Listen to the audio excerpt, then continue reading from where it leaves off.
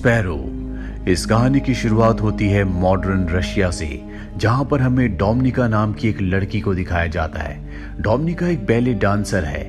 दरअसल उसे किसी भी कीमत पर पैसे कमाने होंगे, क्योंकि उसकी मॉम हमेशा बीमार रहती है। उनके इलाज के लिए हमेशा उसे पैसों की जरूरत होती है।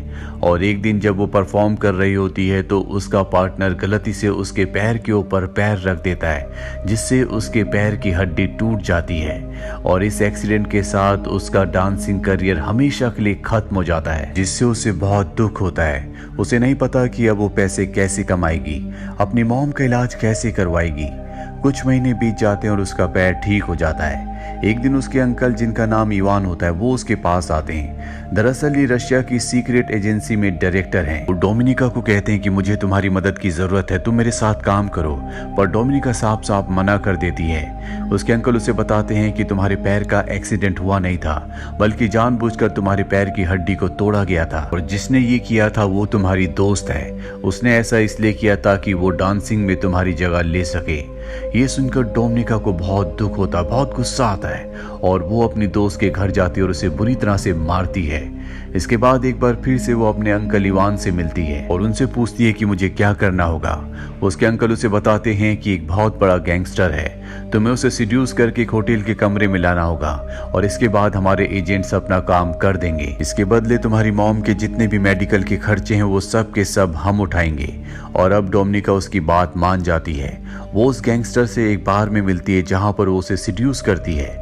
इसके बाद वो गैंगस्टर उसे होटल के एक कमरे में ले जाता है, पर यहाँ पर इस वक्त तक कोई भी नहीं पहुंचा होता, इसीलिए वो आदमी उसकी जबरदस्ती इज्जत लूट लेता है, जिससे डोमिनिका को बहुत दुख होता है, क्योंकि उसे सिर्फ उस आदमी को सिड्यूस करना था। अब यहाँ पर एजेंट आ जाते हैं और उस गैंगस्टर को मार देते हैं, पर डोमिनिका इस बात से टूट गई है। वो अपने अंकल के पास जाती है और कहती है कि आज के बाद मैं ये काम कभी नहीं करूंगी। उसके अंकल को इस बात से कोई फर्क नहीं पड़ता कि उसकी इज्जत लुट चुकी है।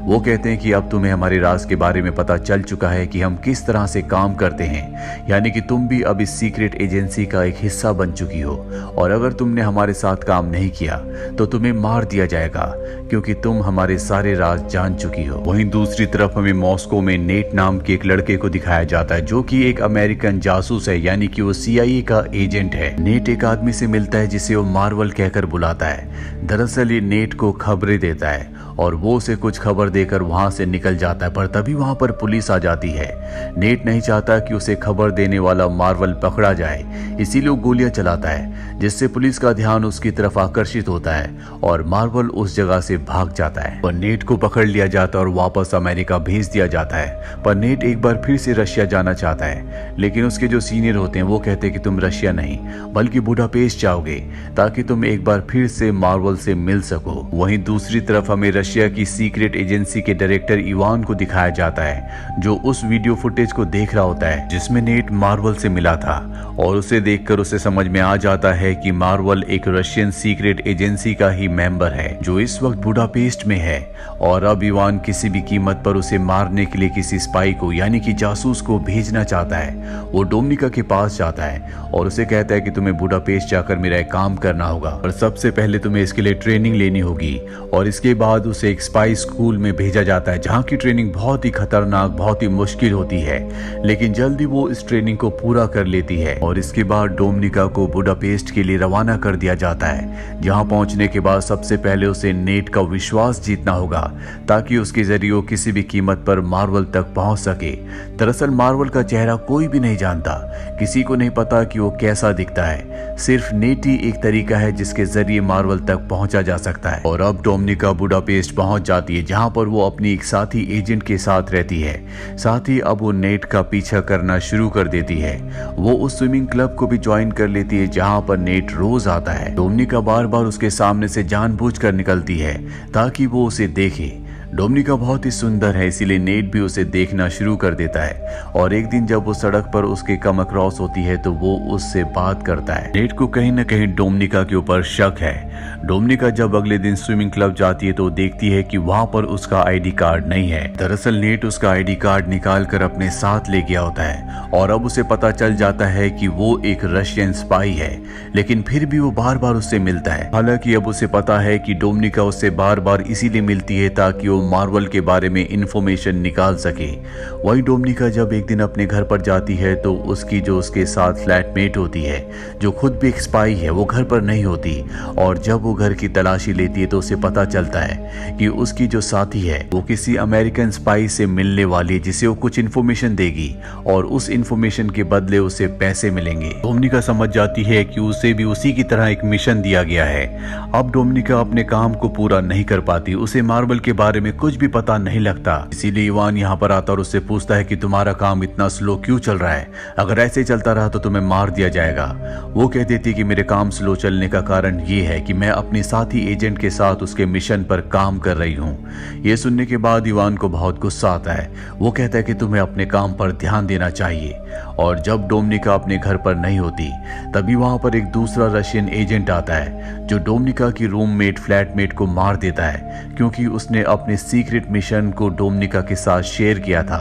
हालांकि उसने नहीं किया होता, लेकिन डोमिनिका ने कहा होता है कि मैं उसके साथ काम कर रही हूँ। इसीलिए इवान को रशियन इंटेलिजेंस को ये लगता है कि उसने अपने खुफिया मिशन को किसी के साथ शेयर किया, इसीलिए उसे मार दिया जाता है। साथ ही जब डोमिनिका घर पहुंचती है तो वही रशियन एजेंट उसे धमकी देता है और कहता है कि अगर तुम अपने मिशन में फेल हुई तो हम तुम्हें भी मार देंगे। डोमिनिका इस बात से बहुत डर जाती है। वो नेट से मिलने उसके फ्लैट पर जाती है, जहां पर नेट उसे बताता है कि मुझे पता है कि तुम एक रशियन जासूस हो। डोमिनिका बताती है कि मुझे अपनी और अपनी मॉम की जान बचाने के लिए रशियन जासूस बनना पड़ा। नेट उसे कहता है कि मैं तुम्हारी और तुम्हारी मॉम की सुरक्षा की गारंटी लेता हूँ, लेकिन तुम्हें डबल एजेंट बनना होगा, यानी कि तुम्हें हमारे लिए काम करना होगा। और उसकी बात वो मान जाती है, जिसके बाद ये एक दूसरे के बहुत करीब आ जाते हैं। और अगली सुबह जब वो नेट के घर से निकलती है तो उसके पास उसका एक गिलास भी होता है जिसमें नेट के फिंगरप्रिंट्स हैं। वही नेट एक बार फिर से मार्बल से मिलता है। मार्बल उसे आगाह करता है कि तुम्हें डोमिनिका से दूर रहना होगा, क्योंकि वो एक रशियन जासूस है, वो तुम्हारे लिए बहुत बड़ा खतरा बन सकती है। लेकिन नेट उसकी बात नहीं मानता और उसे अपने साथियों से भी मिलवाता है, जहां पर डोमिनिका कहती है कि मैं तुम्हारे लिए काम करूंगी, लेकिन इसके बदले तुम्हें मुझे $30,000 देने होंगे। अमेरिकन एजेंट्स पूछते हैं लेकिन हम ऐसा क्यों करेंगे? वो कहती है क्योंकि मैं तुम्हारी मदद कर सकती हूँ। जिस लड़की के साथ मैं रहती थी वो एक रशियन एजेंट थी। उसे एक मिशन दिया गया था, जिस मिशन के तहत उसे यूएस सेनेटर की चीफ स्टाफ से मिलना था, जो उसे अमेरिका के बारे में बहुत सारी इंफॉर्मेशन देने वाली थी, पर उसकी अब मृत्यु हो चुकी है और वो मिशन अब मुझे दिया गया है। मैं तुम्हारी इसमें मदद कर सकती हूँ। ये सुनने के बाद वो उसे पैसे देने के लिए राजी हो जाते हैं और अब डोमिनिका सेनेटर की चीफ स्टाफ से मिलती है, जो उसे डिस्क देती है। दरअसल डोमिनिका की और सेनेटर की चीफ स्टाफ के ऊपर यहाँ पर रशियन के साथ साथ अमेरिकन जासूस भी नजर रख रहे होते हैं। डोमिनिका ने जो डिस्क ली होती है वो किसी तरह से उसे बदल देती है और नेट तक पहुंचा देती है। अमेरिका सेनेटर की चीफ स्टाफ जब बाहर जाती है तो उसे चारों तरफ से घेर लिया जाता है। ये सब के सब अमेरिकन जासूस हैं। उसे समझ में आ जाता है कि उसका खेल खत्म हो चुका है। वो भागने की कोशिश करती है लेकिन वो चारों तरफ से घिरी हुई है और तभी उसका एक्सीडेंट हो जाता है जिसमें उसकी मृत्यु हो जाती है। उसकी मृत्यु से रशियन को बहुत बड़ा झटका लगता है, क्योंकि वो उनके लिए काम करती थी, उन्हें इंफॉर्मेशन दिया करती थी। और अब इवान को डोमिनिका और उसके सीनियर पर शक हो जाता है, क्योंकि इस मीटिंग के बारे में डोमिनिका और उसके सीनियर को पता था। इन दोनों को वापस बुलाया जाता है, जहां पर इन दोनों को बहुत टॉर्चर किया जाता है। डोमिनिका के सीनियर की मृत्यु हो जाती है, लेकिन डोमिनिका अब भी जिंदा होती है। वो यहाँ पर इवान को बताती है कि मैंने सब इसलिए किया ताकि मैं नेट का भरोसा जीत सकूं और किसी भी तरह से मैं मार्बल तक पहुंच जाऊं। नेट का भरोसा मैंने जीत लिया है और अब मैं जल्दी मार्बल तक पहुंच जाऊंगी। इवान उसकी बातों में आ जाता है और उसे एक बार फिर से बुडापेस्ट भेजने के लिए राजी हो जाता है, पर बुडापेस्ट जाने से पहले वो इवान के घर आती है, जहां पर वो कुछ पलों के लिए उसे सिड्यूस भी करती है। इवान को उस पर शक है, इसीलिए बुडापेस्ट वो उसके पीछे एक और जासूस को भेजता है। डोमिनिका बुडापेस्ट पहुंचने के बाद सबसे पहले नेट से मिलती है। नेट उसे देखकर बहुत खुश होता है, अपने गले से लगा लेता है और वो नेट को सब कुछ बता देती है। नेट अब भी उसे मार्बल के बारे में कुछ नहीं बताता, लेकिन वो उसे बहुत पसंद करता है, इसीलिए एक बार फिर से ये एक दूसरे के करीब आ जाते हैं। ये दोनों के दोनों सो जाते हैं, पर जब डोमिनिका की नींद खुलती है तो वो देखती है कि उसके सामने वही एजेंट है जिसे डोमिनिका के पीछे रशिया से भेजा गया था। था और उसने नेट को पकड़ा हुआ होता। वो किसी भी कीमत पर मार्बल का असली नाम और उसकी पहचान उससे जानना चाहता है, पर नेट उसे नहीं बता रहा होता। इसके बाद डोमिनिका भी नेट को मारने लगती है और उससे मार्बल का असली नाम पूछती है, लेकिन उसे टॉर्चर करते करते अचानक से वो रशियन जासूस के ऊपर हमला करके उसी को मार देती है। इसके चलते दोनों के दोनों घायल हो जाते हैं और डोमिनिका और नेट दोनों के दोनों हॉस्पिटल में होते हैं, जहाँ पर रशिया के जनरल जो कि इवान के सीनियर होते हैं, डोमिनिका जिन्हें पहले से जानती है, वो डोमिनिका से मिलने के लिए आते हैं और कहते हैं कि मुझे पता है कि नेट ने तुम्हें मार्बल का असली नाम नहीं बताया और जिस जासूस को हमने तुम्हारे पीछे भेजा था उसे तुमने ही मारा है और बहुत सारी ऐसी बातें हैं जो तुमने हमसे यानी कि रशिया से छुपाई है। डोमिनिका साफ साफ मना कर देती है। जनरल कहते हैं कि तुम्हें मुझसे डरने की जरूरत नहीं है। जिस मार्बल की तुम्हें तलाश है, जिसे नेट बचाने की कोशिश कर रहा है, वो और कोई नहीं बल्कि मैं हूँ। मैं रशिया के लिए पहले बहुत ईमानदार था। एक दिन मेरी पत्नी बहुत ज्यादा बीमार थी। एक अमेरिकन डॉक्टर था जो मेरी पत्नी को बचा सकता था, लेकिन मुझे इसके लिए अलाउ नहीं किया गया। उन्हें ऐसा लगता था कि मेरी सच्चाई उस डॉक्टर को यानी कि अमेरिकन को पता चल जाएगी, जिस वजह से मेरी पत्नी की मृत्यु हो गई। ये पूरा का पूरा सिस्टम करप्ट है, इसीलिए मैंने रशिया का साथ छोड़ दिया और एक डबल एजेंट बनकर अमेरिका के साथ और रशिया दोनों के साथ काम करना शुरू कर दिया। तुम्हारे आज जो भी हालात हैं वो तुम्हारे अंकल इवान की वजह से हैं। अगर वो चाहते तो तुम्हें इन सब चीजों से निकाल सकते थे, लेकिन उन्होंने ऐसा नहीं किया।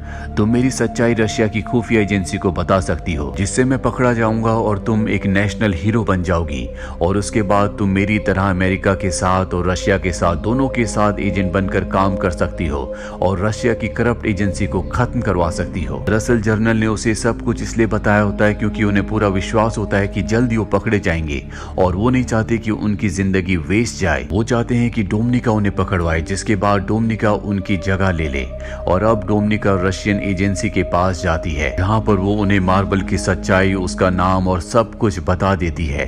कुछ देर बाद हमें दिखाया जाता है कि रशियन एजेंट जनरल को नहीं बल्कि इवान को पकड़ लेते हैं, क्योंकि उसने इवान का नाम बताया होता है कि इवान ही मार्बल है और साथ ही उसने बहुत सारे सबूत भी दिए होते हैं। इसमें पहला सबूत ये होता है कि उसने इवान के नाम पर एक अकाउंट खुलवाया होता है, जिसमें उसने अमेरिकन से $30,000 डलवाए थे।